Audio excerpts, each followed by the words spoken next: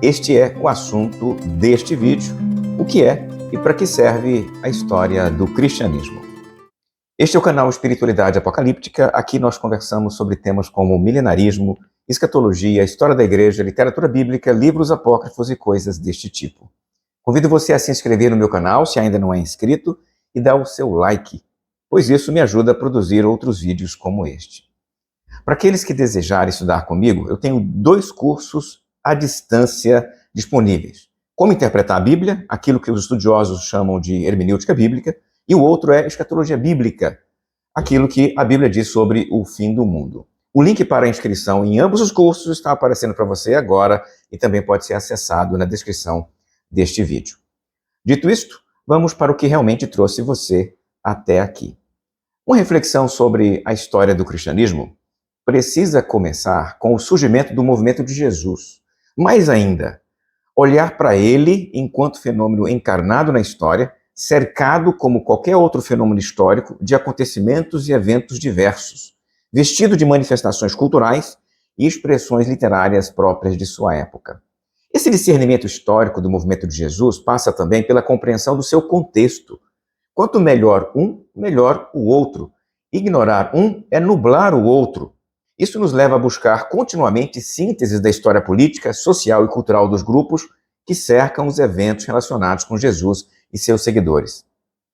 Trabalhamos, neste caso, com o que poderia ser descrito como um quadro de plausibilidade para explicar como os fenômenos históricos viabilizaram ou restringiram ações e falas dos cristãos durante a história.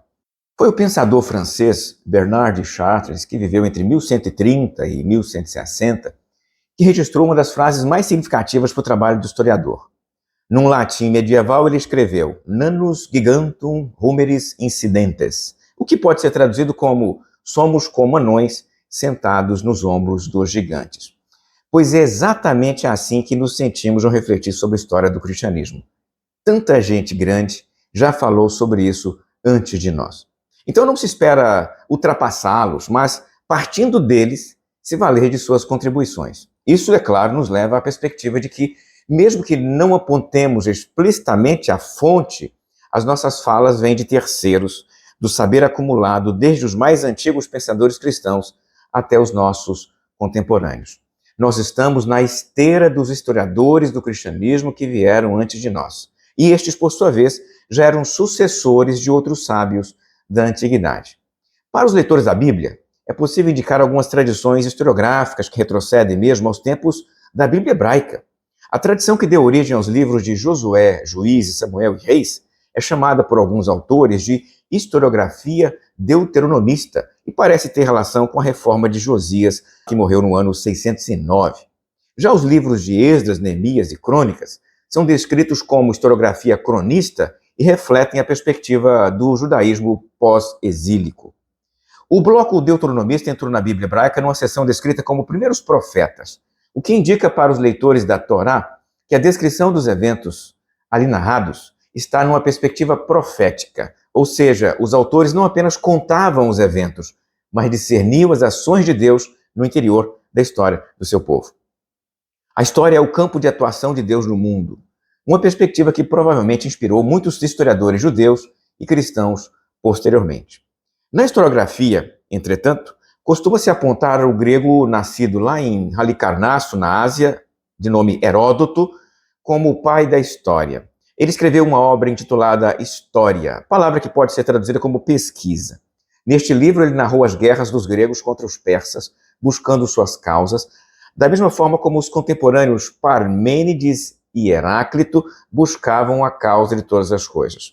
Com Heródoto surge o princípio de que não basta narrar, é preciso apontar as causas dos eventos.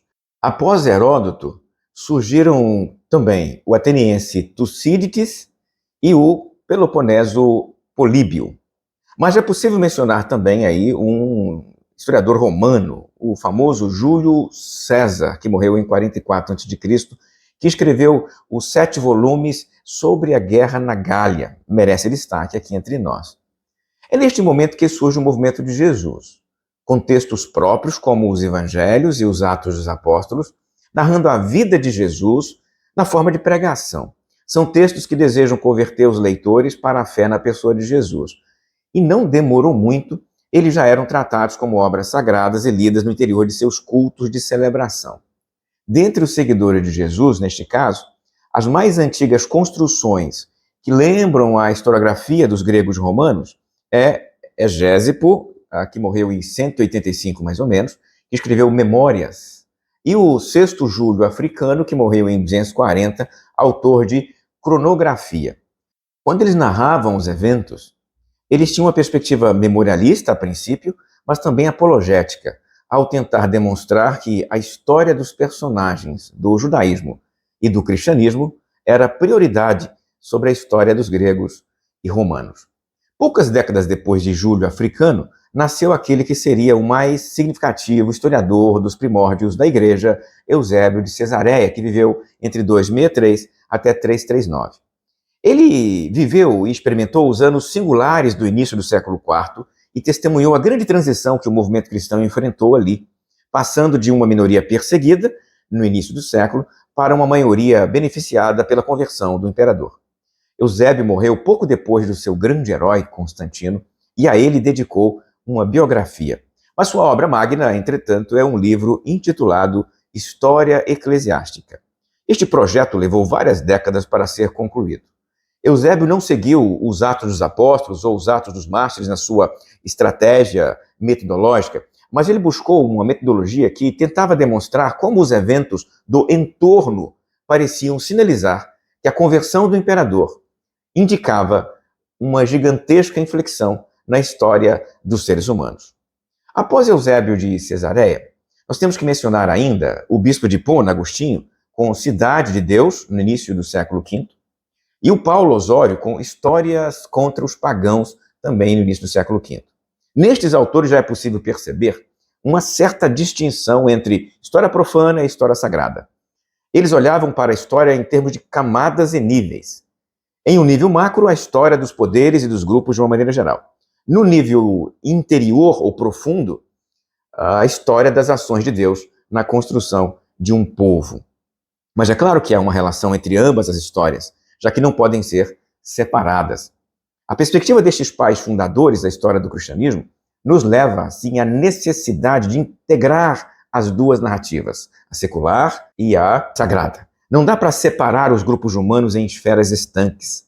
Eles precisam ser compreendidos na inteireza de suas manifestações. A história do povo de Deus é parte da história mundial. Não é possível compreender os eventos ou personagens cristãos sem um olhar para o contexto histórico mais amplo. O nosso conceito de história, ainda, nos leva a trabalhar com o ser humano, a sociedade e o tempo. Porque a história é o estudo do ser humano em sociedade dentro do tempo. Na interação destes três, a história se desenrola na forma de uma sucessão de eventos que gera um passado, aquilo que já aconteceu, e cria a expectativa de um futuro, aquilo que está por vir. Para trabalhar com estes elementos aí, acima mencionados, o historiador precisa se valer dos resíduos deixados pelos humanos no interior dos eventos. Resíduos que são artefatos, livros, construções e muitas outras coisas que sobreviveram, mesmo parcialmente. Nem tudo o que os homens e mulheres do passado produziram sobreviveu para chegar até as nossas mãos. E o que sobreviveu, sobreviveu na forma de fragmento, resíduo, sobra. Pois então, são estas sobras que os historiadores usam para reconstruir os fatos históricos, para compreender as dinâmicas de causa e efeito dos eventos. Como argumentou um historiador inglês de nome Edward Carr, o historiador seleciona quais fatos ele deve usar num determinado momento para explicar a ordem das coisas. Estudar a história quer dizer, então, selecionar e ordenar determinados fatos no interior de determinados eventos. O alerta que ele faz na sua pequena obra é importante registrar aqui. Ele escreveu o seguinte: nenhum documento pode nos dizer mais do que aquilo que o autor pensava. O que ele pensava que havia acontecido, o que devia acontecer ou o que aconteceria. Ou talvez apenas aquilo que ele queria que os outros pensassem que ele pensava. Ou mesmo apenas o que ele próprio pensava pensar. Nada disso significa alguma coisa até que o historiador trabalhe sobre este material e o decifre. Então, fatos e documentos são importantes, mas não constituem a história por si só. Não fornecem respostas prontas. O nosso trabalho do historiador da igreja não é registrar, é avaliar. E para isso é importante levar em conta algumas questões. Os fatos, primeiramente, nunca chegam até nós puros.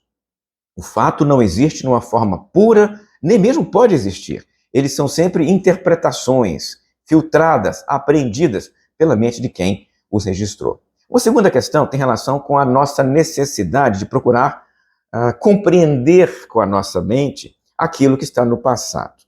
E em terceiro, o passado só pode ser visualizado pelos olhos do presente. Afinal, são os nossos olhares, os olhares de hoje, que se voltam para o passado para tentar entender. Isso dá ao trabalho do historiador, da igreja, a natureza interpretativa que acompanha cada obra de cada um dos seus pares. Escrever sobre a história do cristianismo, então, não é um trabalho exato como a matemática ou a física. Isso explica as divergências entre os historiadores. Eles divergem porque as suas interpretações são distintas, mesmo que estejam olhando para os mesmos documentos, os mesmos fatos, os mesmos eventos. Compete, então, ao conjunto dos historiadores do cristianismo separar as boas interpretações das más interpretações e assim avançando na pesquisa histórica. Quero dar um exemplo no campo fora da história do cristianismo. Durante um bom tempo, os textos de história do Brasil tratavam a chegada dos portugueses aqui no Brasil com o rótulo de descoberta do Brasil, como se o Brasil tivesse passado a existir apenas a partir daquele momento, e esquecendo por completo a história de inúmeros grupos e sociedades que já se movimentavam nestas terras há muito tempo. Atualmente é comum tratar o mesmo tema de outra maneira, como conquista do Brasil ou mesmo invasão do Brasil. Afinal, tinha gente morando aqui quando os portugueses chegaram ao nosso território. Resumindo, o que faz então a história do cristianismo? Ela sintetiza, ordena e analisa fatos, eventos e personagens derivados do movimento que começou com Jesus de Nazaré.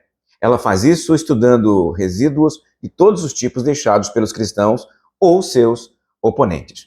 Busca-se neste processo não colecionar os fatos numa lista infindável, mas entender os caminhos que trouxeram os seguidores de Jesus até o lugar em que eles estão na atualidade. Se você gostou desse vídeo, inscreva-se no canal, dê o seu joinha e compartilhe com os seus amigos. Até a próxima, se Deus quiser.